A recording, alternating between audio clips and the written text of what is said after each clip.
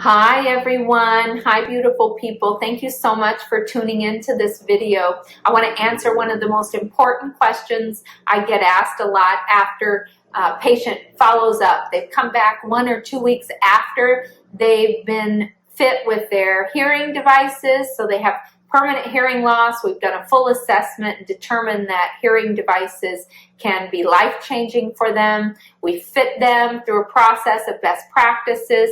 They go out and they come back 1 week later or 2 weeks later, and they say, oh my gosh, the cars on the street were so loud. My air conditioning is so loud. The dishwasher is so loud.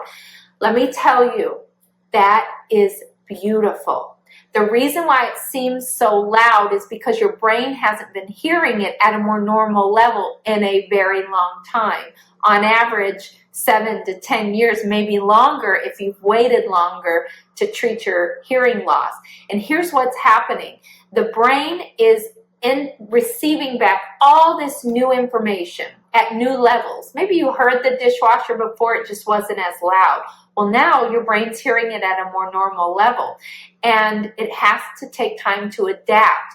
And that adaptation happens by the more it has access to the sound. So we shouldn't turn it down, the volume of the hearing device sound prescription. We should not turn it down unless it's uncomfortably loud, because a dishwasher can be loud, the washing machine can be loud, the air conditioning can be loud. And what will happen is the more the brain hears it, over a week, 2 weeks max, you will see the brain will determine what sounds are meaningful and what it needs to pay attention to, and what sounds are meaningless, and it will move those sounds to the background, like the air conditioning, the dishwasher. Now, it may keep the buzzer to the dishwasher still on high alert, because you need to know maybe when that's done so you can empty it. Or your dog barking, you may notice that more, because that means there's something maybe to check out in the front yard, or it needs to go to the bathroom. And your brain will learn those things. It will learn how to ignore the unwanted sounds. So very important. It's a rehabilitation process when we treat sensory neural hearing loss with hearing devices. It's a process that can take up to 18 months after being fit, depending on the severity of the loss.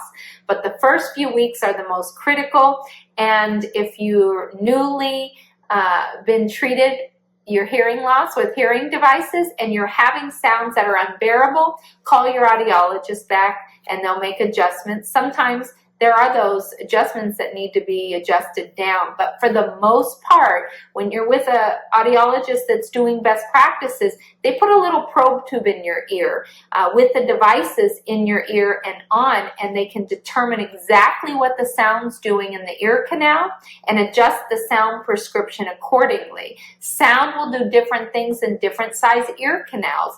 Think of it like musical instruments. If you blow into a flute versus a clarinet, same energy is coming from our mouth, but different filters, so the sound is different on the other end. It's the same with hearing devices. Our ear canals are all different size shapes, so sound will do different things. And it's possible some adjustments need to be made.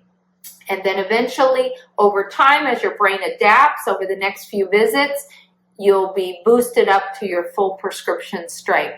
And that's very important, because that full prescription strength is where we know the brain's getting the best information, not only for hearing, but remember, for balance, that's affected, and for cognitive load, relieving the cognitive load that comes from the brain not receiving the best auditory information possible. So I hope that helps. Annoying sounds, you're going to have quite a few annoying sounds when you're first treated with your hearing loss with hearing devices. And remember, annoying is good. It means it's new information for the brain. The more you wear the devices, the more the brain realizes what sounds are meaningless, and it will learn to ignore them more and more, and pretty soon you won't notice them. That goes for our own voice as well. Your own voice is going to be annoying to you in the beginning, but it'll go away the more you talk out loud. and actually reading aloud for 30 minutes a day. If you're newly treating your hearing loss with hearing devices, read aloud at your normal level 30 minutes a day, and your own voice will have resolved within the first few weeks. And if not, let your audiologist know, and there's different little tweaks we can make in the beginning that over time we can undo, so it again releases the full sound to the brain, which is the most important. The brain is relying on a perfect input, and it's up to us to deliver as best of input as possible. One thing to remember though, we hear out to 20,000 hertz. The best technology on the market only goes up to 24, 25 frequency bands. So we could finely tune it if we had 20,000 frequency bands.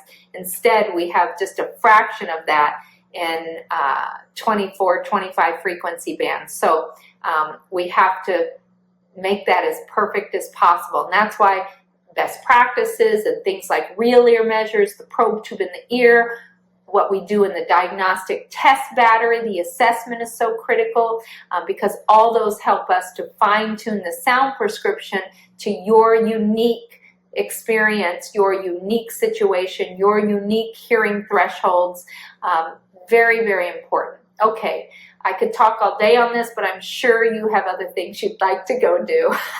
But please share this video with everyone you know and get the information out there. My book is also free, Hearing Loss Solutions, just getting the information out to everyone so they can live their best, healthiest life. Hearing is so integral to a healthy, happy, connected life. All right, I love you all. Have an amazing day.